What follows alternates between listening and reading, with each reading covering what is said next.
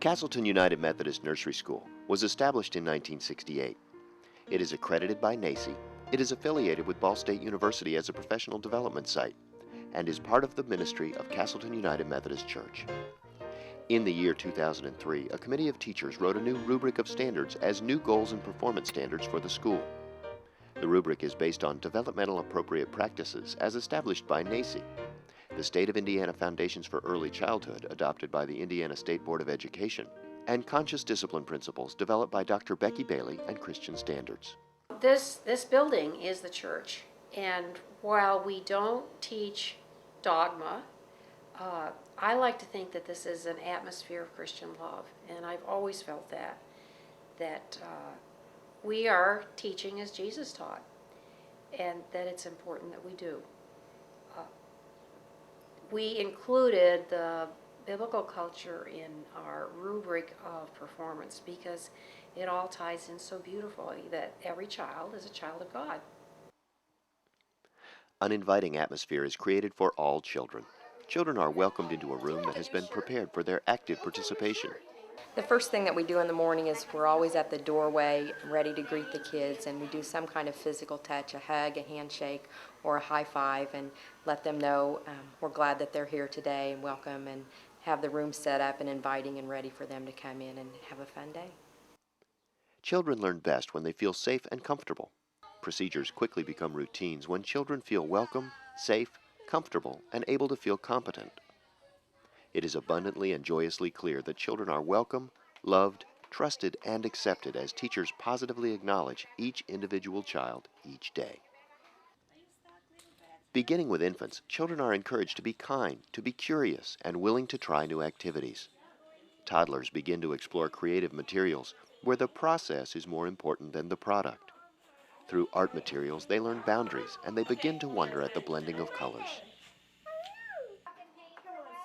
Our teachers all have planning sessions and decide what materials they'll put out. And we try to have an atmosphere where there's no failure, and so then children are free to experiment and explore because there's no risk of failure. Young children engage in parallel play, but gradually the play becomes one of collaboration and cooperation. Experiencing activities with other children awakens the feeling of community and companionship. When children grow up feeling a sense of community, cooperation is achievable. Developing the spirit of creativity is essential at CUMNS Kids. Teachers understand that play for the child is the breath of life. Children are free to explore and create at their own pace. We believe that creativity blossoms when there is no fear of failure or criticism. Abundant choices are available and are open-ended and hands-on. Children's interests are fostered. These interests become the curriculum. Teacher direction is low-key, governed by teachable moments and children's interests. The curriculum more or less is based on the children's interests. So we're really encouraged here to develop the interests that the children in the classroom has. So every year you're not just trying to use something canned and make it work. So we have an opportunity to use the experiences, the love that the children have for any particular topic area, and really go with that. The mastery of paintbrushes, of scissors, paste, and Play-Doh helps the child's small muscle system become ready for the more complicated task of writing. Wonder, which is the beginning of the reverence for life and for the beginning of creative thought, is encouraged at a very young age. The teacher's plan is designed to help children explore and acquire the key concepts and tools of inquiry of the various disciplines in ways that are comprehensible and accessible for their age. The thought process of children is encouraged through open-ended questions and by listening to each child's story. Wonder occurs at every age, feeling the squishy gel on a high chair tray, walking on bubble wrap, or exploring the magic of tape helps activate the "look at this" or "what makes this happen," even in the very young child. Simple experiments are the beginnings of physics and chemistry. Math concepts are begun with block play sorting and classifying, building and counting. There are many experiences and materials that encourage concepts in physics and spatial relationships. In a safe atmosphere filled with exploration, critical thinking skills become evident at an early age.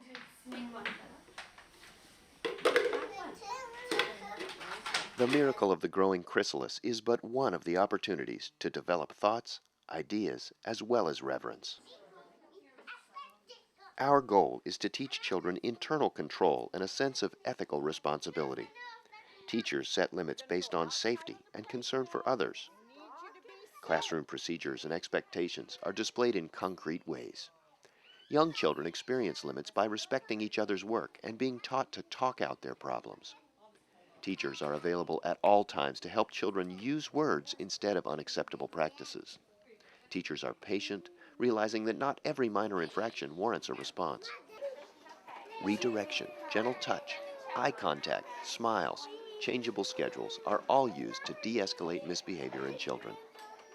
One of the things that we teach the kids is to use their words, and if somebody does something to them that they don't like, they tell the person, you know, I don't like that you hit me, and then the kids talk to each other about what happened, and we work on a lot of problem solutions so the kids can learn to resolve the problems on their own.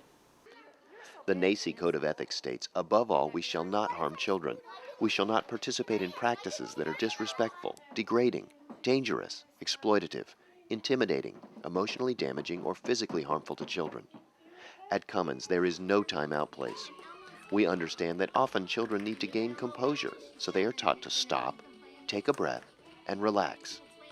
Sometimes they're asked to go to the safe place in each room where they can gain self-control, sometimes with a teacher and sometimes by themselves. This safe place is also used when children are tired, sad, or just need to hang out. After they've regained composure, they are encouraged to replay the event and to reach solutions together. These concepts are practiced in the classroom so they will be familiar when needed. That was wonderful. Good job. You did a great job. When people ask me, oh, you work at a daycare, and I say, no, I work at a school. You know, we teach there. We don't just care for children, we teach them. And they're like, oh, well, it's the same thing, though. It's a daycare. And I'm like, it's not the same thing. It's different. And then I go into detail about, you know, the conscious discipline and how I've never put a child in timeout. I've never, you know, told a child, no, you're too bad. You have to stay over here, or you can't play. As teachers pick it up, the children pick it up. And it seems like all of a sudden everybody's on the same wavelength, which is kind of neat. And then when you hear a child say, you know, do you need to go to the safe chair?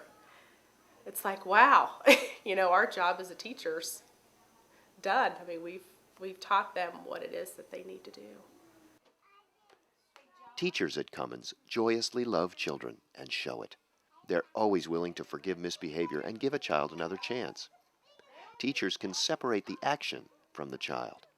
Teachers appreciate the special vulnerability of children and each child's developing capabilities. Sometimes a child's actions may be unacceptable, but the deed is separated from the doer, helping the child learn and experience redemptive love.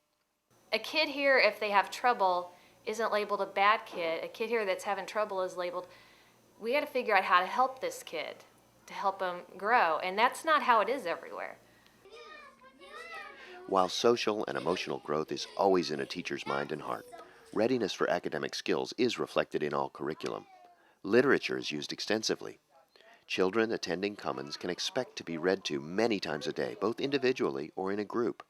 Writing begins with journals at an early age and is experienced every day in the nursery school and kindergarten classes. Yesterday I had a little girl who was doing her journal, and she said, you know, I've learned a lot. And I said, you did? And she said, yeah. And she said, and I learned it from you. And it was like, wow, you know, all this hard work that we've done this year, it's really paid off. And someone realized, wow, I've learned my letters and my numbers, and it's because you've taught me. So, made my day. Themes are used to carry out the daily routines of the classes. Field trips to special places or walks to the pond bring experiences not found in books. Parents are an integral part of our program. Teachers enthusiastically embrace partnerships with parents with the daily sharing of events, with 2 formal conferences, telephone calls, volunteers in the classroom, and frequent contacts.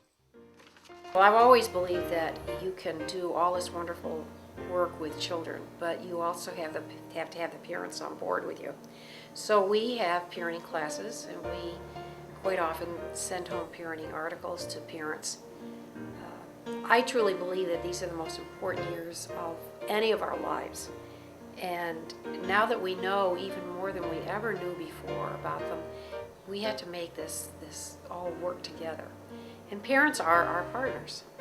And I think it just helps to continue what's being taught here. You teach it at home, but just all the activities that they do at school and keeping the parents informed with the newsletters and all the little festivals and everything. I think it just really, they really reach out to the parents, which makes a big difference. I've learned a lot as a parent, just not only through school, but as well as just realizing how important it is to help them through their lives.